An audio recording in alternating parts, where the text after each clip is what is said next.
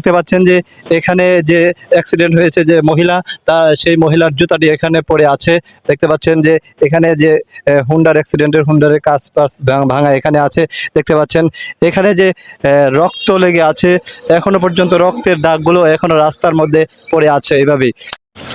আসসালামু আলাইকুম, সততা মিডিয়া ডাবল ওয়ানের পক্ষ থেকে সকলকে স্বাগত জানাচ্ছি নতুন একটি ভিডিওতে।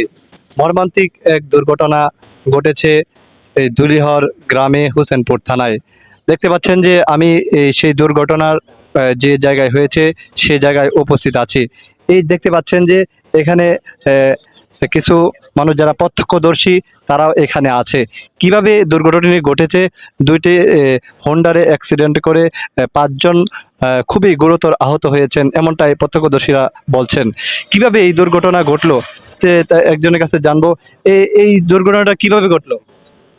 এটা হচ্ছে আপনার এই দুই দুই হোন্ডারে সংঘর্ষ হয়ে সামনাসামনি সংঘর্ষ হয়ে পরে যেমন আহত হয়ে গেছে।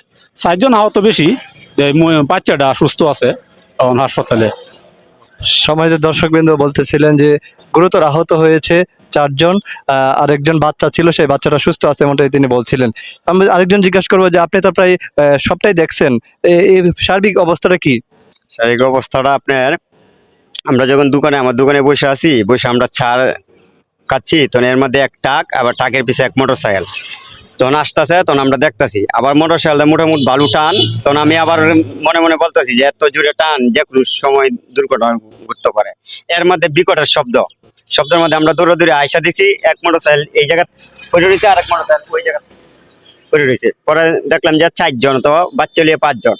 ওরা 2 জনের অবস্থা, 3 জনের অবস্থা গুরুত্ব সহকারে, মানে 3 জনের অবস্থা খুব খারাপ, আরেকজনের অবস্থা মুঠার মুঠ।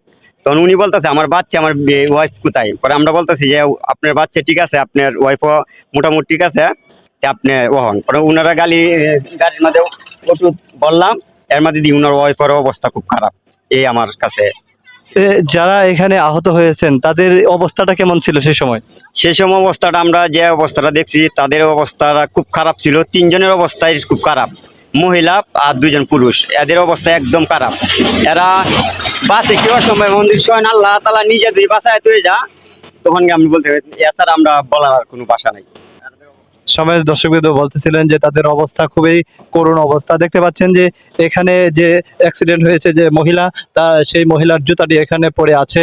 দেখতে পাচ্ছেন যে এখানে যে হুন্ডার অ্যাক্সিডেন্টের হুন্ডারের কাঁচ পাশ ভাঙা এখানে আছে। দেখতে পাচ্ছেন এখানে যে রক্ত লেগে আছে, এখনো পর্যন্ত রক্তের দাগগুলো এখনো রাস্তার মধ্যে পড়ে আছে এইভাবেই।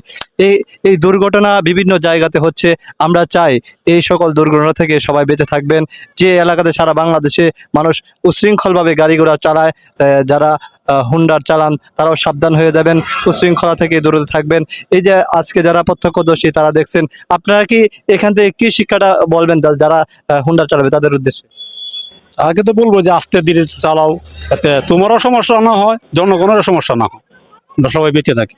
সম্মানিত দর্শকবৃন্দ এমনটাই বলছিলেন যে সবাই আস্তে ধীরে গাড়ি চালানোর জন্য। এই দুর্ঘটনা থেকে আসলে অনেক কিছু শিক্ষার আছে। আজকে হয়তো তাদের জীবন নাও বাঁচতে পারে, তাদের জীবন হয়তো ধ্বংস হয়ে যেতে পারে।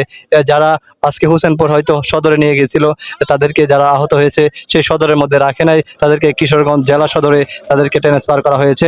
সম্মানিত দর্শকবৃন্দ, আমরা চাই সমস্ত মানুষ সবাই সুন্দরভাবে জীবনযাপন করুক, কোনো অ্যাক্সিডেন্ট না হোক, সবাই সুন্দরভাবে সুশৃঙ্খলভাবে জীবনযাপন করুক। নতুন বাংলাদেশে নতুনভাবে সবাই সুন্দরভাবে জীবন করুক। ভালো থাকুন, সুস্থ থাকুন, মর্মান্তিক দুর্ঘটনা থেকে সবাই বেঁচে থাকুন। আসসালামু আলাইকুম রহমতুল্লাহ।